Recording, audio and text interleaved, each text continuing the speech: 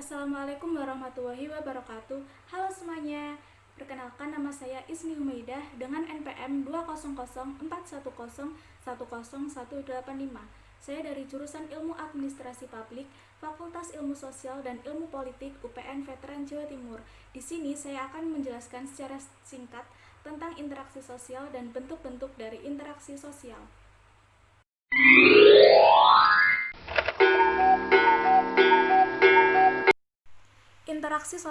Interaksi sosial adalah hubungan sosial yang dinamis yang dilakukan antara individu dengan individu atau perorangan, individu dengan kelompok, dan kelompok dengan kelompok. Interaksi sosial terjadi karena adanya aksi dan reaksi dari masing-masing pihak yang terlibat. Adapun faktor-faktor yang mendorong adanya interaksi sosial yaitu yang pertama, imitasi, yang kedua, sugesti, yang ketiga, identifikasi, yang keempat, simpati, yang kelima, empati, dan yang keenam, motivasi.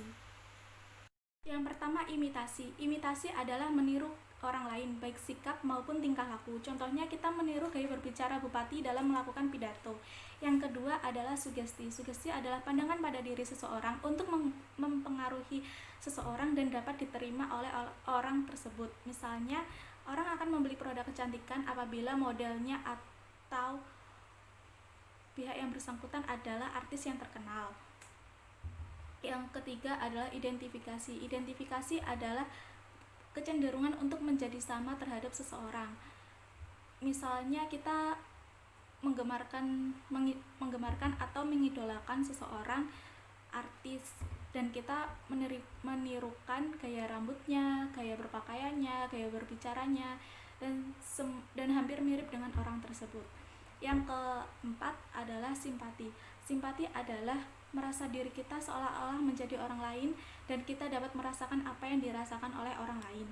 Yang kelima adalah empati. Empati adalah bentuk mendalam dari simpati. Yang terakhir adalah motivasi. Motivasi adalah dorongan atau stimulus yang diberikan seseorang kepada orang lain. Misalnya kita memberikan motivasi kepada teman kita pada saat dia banyak masalah dan memberikan semangat. Adapun syarat-syarat terjadinya interaksi sosial. Yang pertama, adanya kontak sosial, dan yang kedua adanya komunikasi. Yang pertama, kontak sosial. Kontak sosial diartikan sebagai hubungan dengan orang lain. Hubungan ini terjadi karena adanya aktivitas atau tindakan yang dilakukan oleh seseorang dan orang lain memperhatikannya. Macam-macam kontak sosial adalah yang pertama, kontak sosial positif adalah mengacu pada bentuk kerjasama, dan yang kedua, kontak negatif yang mengacu pada pertentangan. Yang ketiga, kontak primer adalah kontak yang terjadi secara langsung dan bertatap muka. Misalnya, pembeli dan penjual di pasar melakukan kontak sosial. Yang terakhir adalah kontak sekunder. Kontak sekunder ini ada dua, yaitu kontak sekunder langsung dan tidak langsung. Kontak sekunder langsung adalah pihak yang berinteraksi secara langsung dengan medianya. Dan yang kedua adalah kontak sekunder tidak langsung, yang berarti pihak yang berinteraksi meminta bantuan orang lain atau media lain untuk menyampaikan pesannya. Contohnya, X menitip salam kepada B untuk si C. Yang kedua adalah komunikasi. Komunikasi adalah penyampaian pesan terhadap orang lain. Adapun tahapan dari komunikasi adalah encoding, penyampaian, dan decoding, yaitu penerimaan pesan.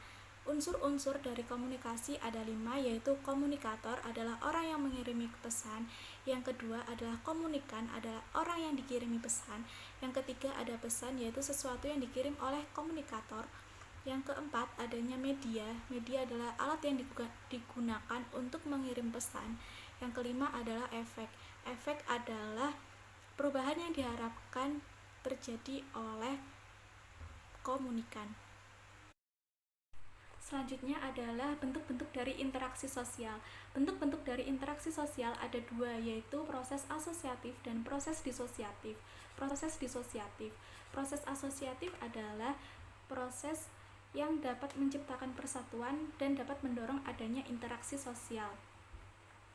Dan yang kedua adalah proses disosiatif, yaitu proses yang dapat menciptakan perpecahan dan dapat menghambat proses interaksi sosial.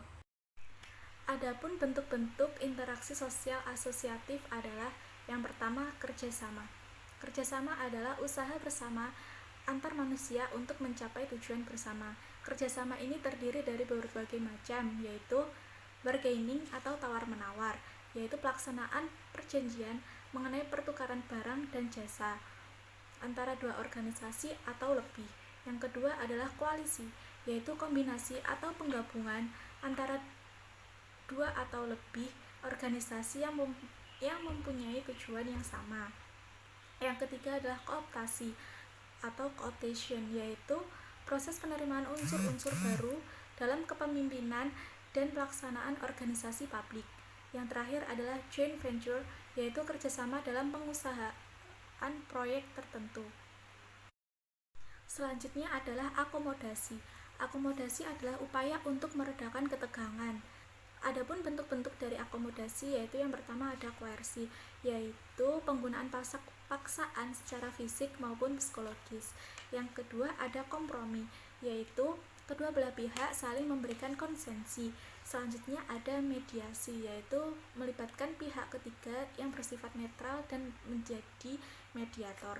Yang keempat ada arbitrasi, yaitu pihak ketiga berhak mengambil keputusan.